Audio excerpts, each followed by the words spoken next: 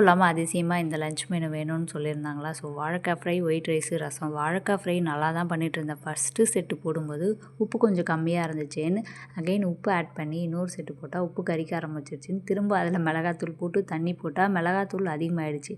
சரி நீ இருக்கிற 2 வாழைக்காயை கட் பண்ணி போட்டு நல்லா சூப்பராக பண்ணிவிட்டேன். ஒரு செட்டு நல்லா வந்துச்சு. 2வது செட்டு போடும்போது கொஞ்சம் லைட்டாக கருகுனா மாதிரி ஆகிடுச்சு. பட் அதுவும் மொறுமொறுன்னு சூப்பராக டேஸ்ட்டாக இருந்துச்சா.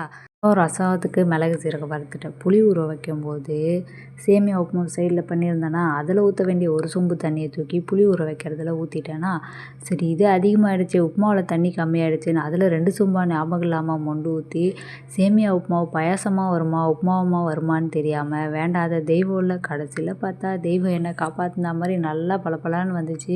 இது செஞ்சு முடிக்கிறதே எனக்கு பெரிய டாஸ்க்காக இருந்துச்சு. கடைசியாக எல்லாரும் சாப்பிட்டுட்டு நல்லா இருக்குதுன்னு சொல்லும்போது தான் எனக்கு ஒரு மன திருப்தியே கிடைச்சிது.